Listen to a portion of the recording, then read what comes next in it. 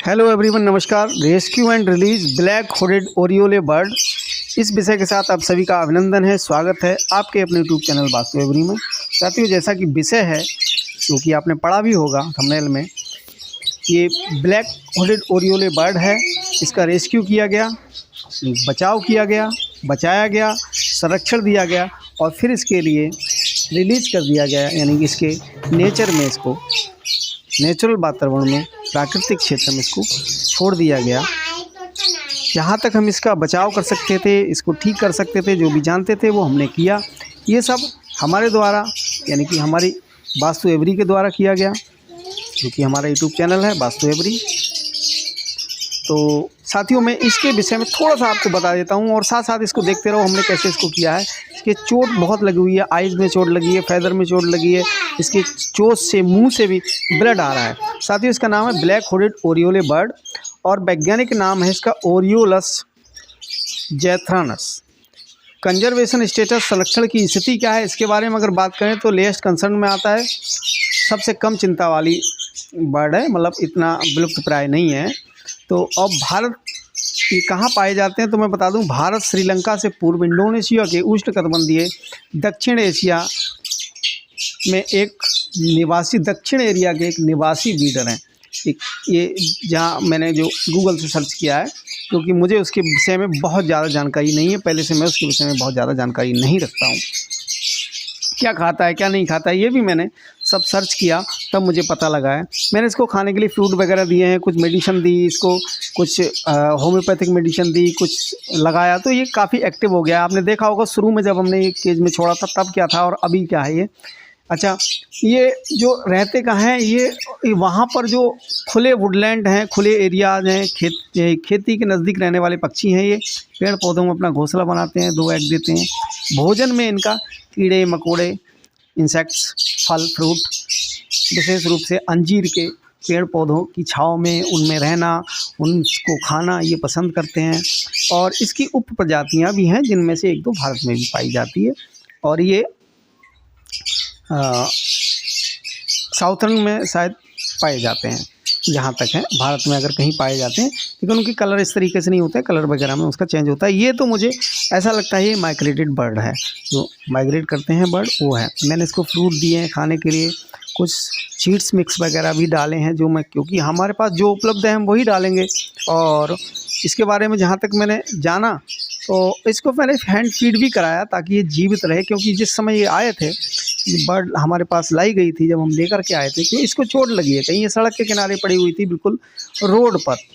तो जो रोड की जो साइड की पट्टी होती है, लास्ट वाला जो होता है पट्टी जिस पर हम लोग चलते हैं, एक डिवाइडर होता है, एक बीच में होता है और 2 पट्टियाँ साइड में होती हैं। साइड वाली पट्टी पे ये थोड़ा सा आगे रोड की तरफ अंदर पड़ी हुई थी, जब हमारी नज़र पड़ी और हमने इसको रेस्क्यू किया, बचाव किया, लेकर के आए, रखा।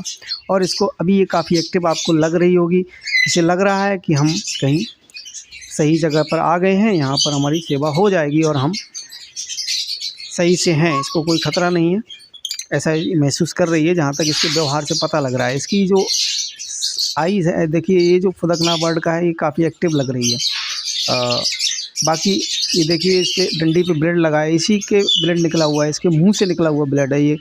अब ये ठंड से हुआ, कैसे हुआ, किसी बर्ड से एक्सीडेंट से, किसी वाहन से एक्सीडेंट भी हो सकता है, हो गया हो, और हवा वगैरह से अगर ठंड बहुत ज़्यादा थी अभी कुछ समय पहले, तो ऐसे बहुत सारे बर्ड मरे होंगे। दोस्तों, आप यदि सच्चे पशु पक्षी प्रेमी हैं, सच्चे हॉबिस्ट हैं, बर्ड लवर हैं, तो आपसे भी मेरी गुजारिश है, निवेदन है वास्तु एवरी की तरफ से, कि आप भी ऐसे कार्य छोटे छोटे ज़रूर किया करें।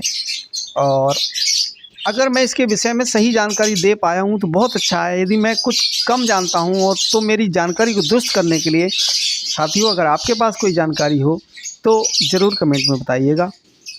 जो हम जानते थे वो हमने किया है, और आपका भी फ़र्ज़ बनता है कि आप अगर ऐसे कुछ कार्य करें, तो मैं समझता हूँ हमारी हॉबी के साथ साथ ये वाइल्ड बर्ड भी सही रहेंगे। अच्छा, ये रिलीजिंग का टाइम आ गया है।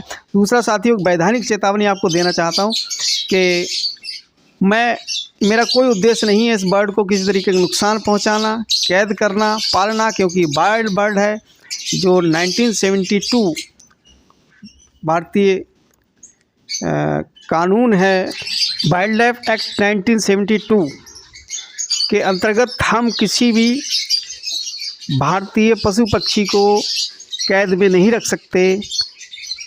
अब चूँकि हमने इसको कैद में इसलिए रखना पड़ा हमको क्योंकि ये असहाय थी, मजबूर थी, और हमने इसको रिलीज़ भी किया है। देखिए हमने अपने आसपास में ही इसको छोड़ा है, देख रहे हैं, इसको ऑब्ज़र्व कर रहे हैं कि कितना उड़ेगी नहीं उड़ेगी। तो हम बंधक नहीं बना सकते किसी पशु पक्षी को, उसके अंडे या उसको किसी तरीके से हानि नहीं पहुंचा सकते। लेकिन यदि हम उसकी सेवा कर सकते हैं तो मैं समझता हूं कि हमारे ऊपर कोई भी कानून लागू नहीं होता यदि हम उसकी रक्षा करते हैं तो, जहाँ तक मैं जानता हूँ, क्योंकि सेवा से बड़ा कोई धर्म नहीं है। कानून सेवा से बड़े नहीं हो सकते। कानून है अपनी जगह, हम उसको मारेंगे नहीं लेकिन संरक्षण करेंगे, ये हमारी दायित्व है। और उस दायित्व का निर्वहन करते हुए मैंने इस बर्ड को लाया हूँ, इसको ट्रीटमेंट दिया है और इसको आज रिलीज़ भी करने की मैं कोशिश कर रहा हूँ। देखता हूँ कि ये कितना उड़ पाएगी, कितना हाथ तक ये दुरुस्त हुई है, कितना स्वस्थ हुई है।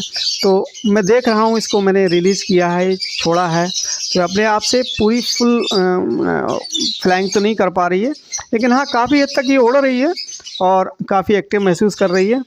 तो मैं इसके लिए अभी देखता हूँ कि कहाँ तक ये जा सकता है, और मैं इसको थोड़े से जंगल के बीच लेके गया हूँ जहाँ घास फूस पेड़ पौधे हैं, वहाँ पर इसको देखता हूँ कि अपने आप से कितना उड़ पाएगी। तो मैंने इसको पकड़ के रिलीज़ किया है और ये देखिए मैंने यहाँ पे छोड़ दिया है। दोस्तों ये बहुत अच्छे से नहीं उड़ पा रही है, तो मैं इसको अभी रखूँगा और इसका ट्रीटमेंट दूँगा और उसके बाद फिर इसको रिलीज़ करूँगा। धन्यवाद, नमस्कार।